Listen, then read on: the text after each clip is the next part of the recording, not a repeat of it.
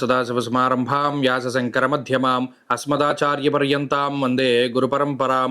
జ్యోతిష్ శాస్త్రాన్ని భావితరాల వారికి ప్రసాదించిన ఋషుల యొక్క పాదపద్మాలకి నమస్కారం చేసుకుంటూ, అలాగే నాకు ఈ జ్యోతిష విద్యను నేర్పిన గురువర్యులు జ్యోతిష బ్రహ్మ కీర్తిశేషులు శ్రీ ఏరంకి సూర్యనారాయణమూర్తి గారు, సూర్యశ్రీ దైవజ్ఞ గారి యొక్క పాదపద్మాలకి నమస్కారం చేసుకుంటూ, ఓం శ్రీ మహాగణాధిపతి నమః, శ్రీ గురుభ్యో నమః, హరి ఓం. వీక్షకులందరికీ నమస్కారం.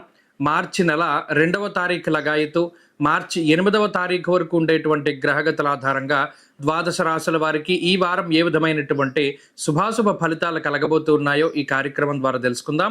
అందులో భాగంగా ఈ వారం ఉండేటువంటి గ్రహగతుల్ని గమనిద్దాం. ఈ వారంలో గురువు వృషభ రాశి యందు, మిథున రాశి యందు కుజుడు, అలాగే కన్యా రాశి యందు కేతువు, కుంభరాశి యందు రవి, శనేశ్వర గ్రహములు, అలాగే మీనరాశి యందు రాహు, శుక్రగ్రహాలతో పాటుగా బుధ గ్రహం కూడా సంచారం చేస్తూ ఉన్నారు. ఇటువంటి పరిస్థితుల్లో చంద్రుని యొక్క స్థితిగతులు ఈ వారంలో ప్రధానంగా మీనరాశి మొదలుకొని మిథున రాశి వరకు చంద్రుని యొక్క సంచారం ఉండబోతూ ఉన్నది. ఇటువంటి పరిస్థితుల్లో ద్వాదశ రాశుల వారికి ఏ విధమైనటువంటి శుభాశుభ ఫలితాలు కలగబోతున్నా తెలుసుకుందాం. అందులో భాగంగా మొదటిది మేషరాశి. మేషరాశి వారికి ఈ వారం సానుకూలమైనటువంటి గ్రహస్థితి గోచరిస్తూ ఉన్నది.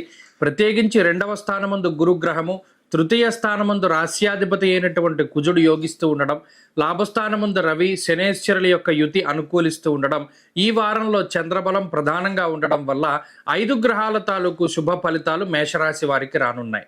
ఈ 5 గ్రహాల యొక్క శుభ సంపత్తి వల్ల అటు ఆర్థిక పరిస్థితుల్లో చాలా ఎదుగుదల గోచరిస్తూ ఉంటుంది. ప్రత్యేకించి గురుగ్రహం 2వ స్థానమందు సంచరించేటువంటి ఈ కాలంలో యశోవృద్ధి అనేటువంటి శాస్త్రవచనం ప్రకారం ప్రత్యేకించి కీర్తి ప్రతిష్టలు పెరిగేటువంటి విధానంలో మీరు తీసుకునేటువంటి నిర్ణయాలు, మీరు చేసేటువంటి చర్యలు, అలాగే సమయానుకూలంగా నడుచుకునేటువంటి విధి విధానాల పట్ల ఇతరులు చాలా ఆకర్షితులు అవుతూ ఉంటారు.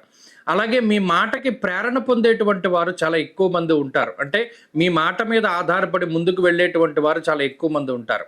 అలాగే కుటుంబ సభ్యులు వారితోటి మీకు ఉండేటువంటి సఖ్యత పెరుగుతూ ఉండడం, కుటుంబ సభ్యులు మీతో చక్కగా మెలుగుతూ ఉండడం, అలాగే ఏదైనా పొరపచ్చాలు ఉన్నప్పుడు ప్రత్యేకించి అన్నదమ్ములతో కానీ తోబుట్టువులతో కానీ ఏదైనా ఇబ్బందికరమైనటువంటి మాట పట్టింపులు తండ్రి తరఫు కానీ తల్లి తరఫు బంధువులతో కానీ ఉంటే అవన్నీ కూడా సమసిపోవడానికి, బంధువులందరూ కూడా ఒకే చోట కూడి ఆనందంగా ఏదైనా శుభ కార్యక్రమాల్లో వాటిలో కలుసుకుని మాట్లాడుకోవడానికి కూడా ఈ వారంలో ప్రత్యేకించి అవకాశాలు ఉన్నాయి.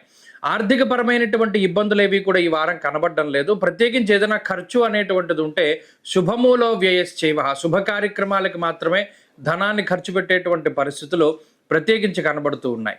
వ్యయస్థానముందు శుక్రబుధుల యొక్క కలయిక అటు వాహనాదులు, గృహములు, గృహానికి సంబంధించినటువంటి ఉపకరణాలు, ఎలక్ట్రానిక్ వస్తువుల కొనుగోలుకి ఎక్కువగా ధనాన్ని ఖర్చు పెట్టేటువంటి పరిస్థితులను సూచిస్తూ ఉన్నాయి. ఈ వారంలో స్థానచలనానికి సంబంధించినటువంటి విషయాలు కొంచెం తక్కువగానే గోచరిస్తూ ఉన్నాయి.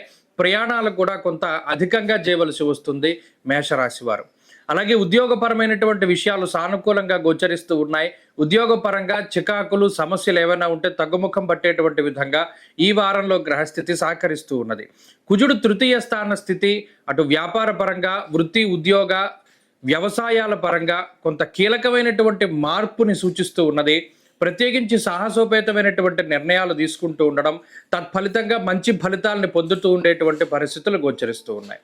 ప్రత్యేకించి మేషరాశి వారికి ఈ వారం సానుకూలమైనటువంటి వాతావరణం ఉన్నది.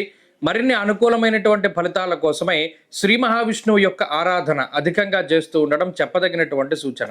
ప్రతినిత్యం విష్ణు సహస్రనామ స్తోత్ర పారాయణ మంచి ఫలితాన్ని ఇస్తుంది. ఈ వారంలో కలిసొచ్చేటువంటి రోజు మంగళవారంగా చెప్పవచ్చును. అదృష్ట సంఖ్య 2, అదృష్ట వర్ణము లేత ఎరుపు రంగు.